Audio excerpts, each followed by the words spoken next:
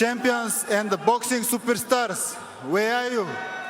I'm waiting, let's fight. I'm the most avoided boxer.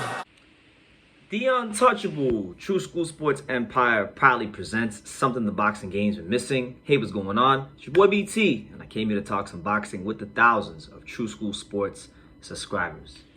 Alright, so this is my review of the Kazuto Ioka versus Joshua Franco fight. The rematch. I know last time we spoke on this, or one of the last time we spoke on this, it was the first fight, and I had a controversial opinion. I didn't think it was a robbery like everyone said. I thought it was a close fight. I actually thought Ioka won the first fight, to be honest with you. I liked the counter punching and the efficiency more than what Franco was doing. Franco was doing a lot of volume punching, but I just saw a lot of punches hitting the gloves, and he was rendered ineffective, I thought, right? So we go to the rematch, right?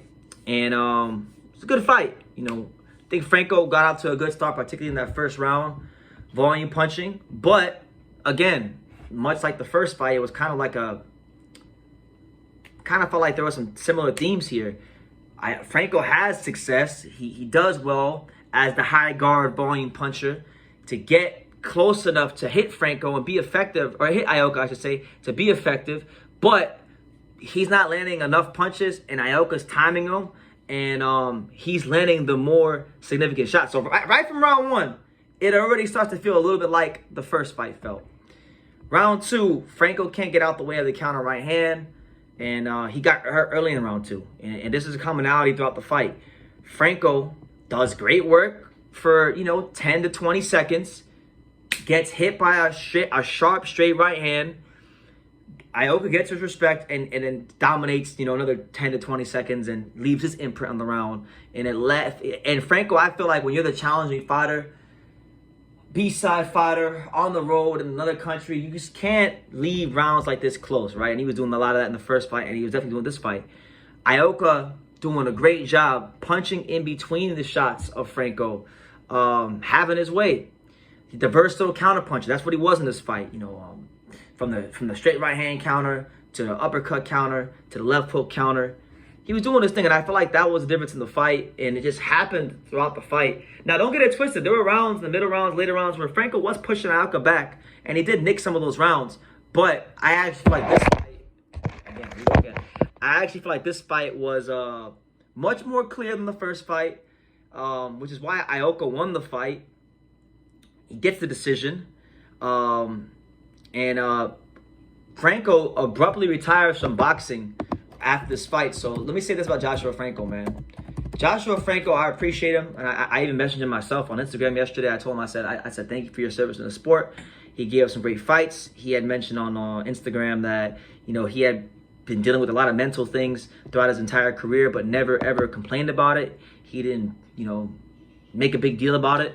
He gets carried on about his business like a man, and when the time came to talk about it, he talked about it, and he's left the sport. And if he's got those problems, I hope Joshua Franco finds peace with God and just seeks the help he needs to get.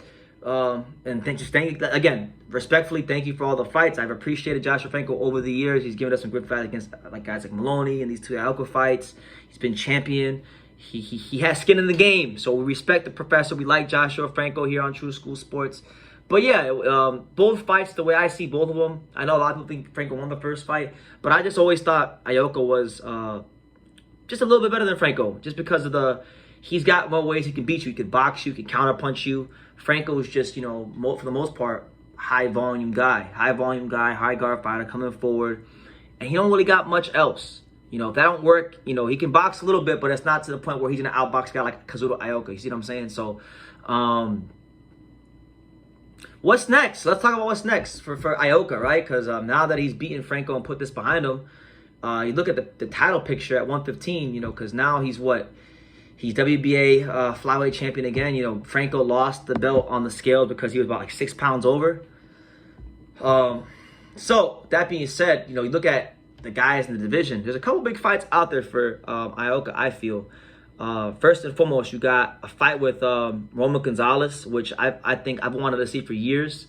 Really and truthfully, unless Chocolatito can go win a vacant belt at 118 and become a 5-division champion, the only big fight I want to see left in his career is the Kazuto Ioka fight, because I feel like he's one of the only guys from the old guard, from the previous era of super flyweight, that really hasn't fought.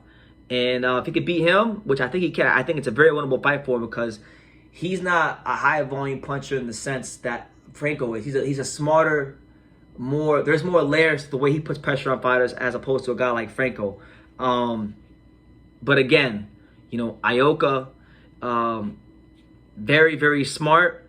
They're both old, and Roman Gonzalez looked very old in that guy was shot fight in the first 4 or 5 rounds of that fight. He looked very old before he got his motor going and did his thing. So I would try to fight that fight or pick up a vacant title at 118 to become a fight division champion. I would call it a career, but that'd be a good fight for Ioka. Obviously, you got Gallo Estrada, who we haven't seen or heard much of from since the 3rd Roman Gonzalez fight. That'd be a good fight. Obviously, he's the #1 guy in the division right now, so that could be a good fight.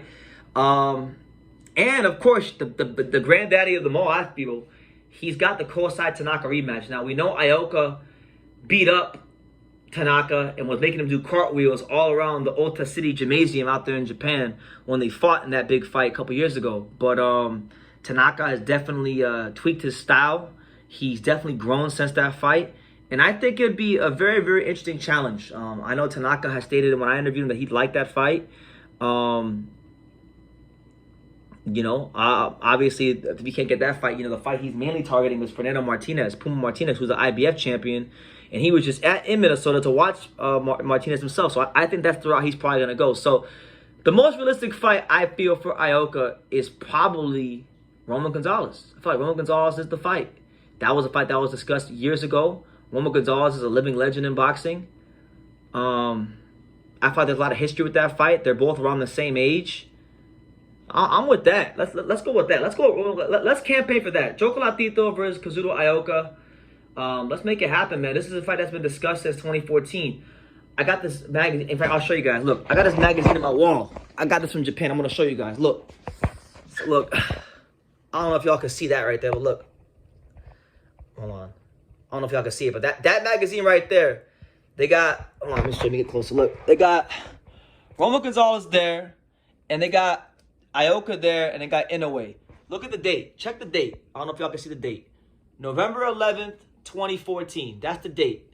So Ioka versus Roman Gonzalez has been talked about not just in America, but even in Japan.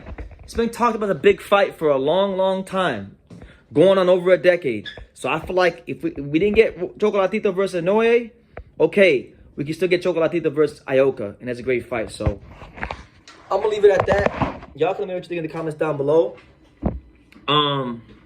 What did you make of Ioka's performance against Joshua Franco? And again, thank you, Joshua Franco, for your service to the sport.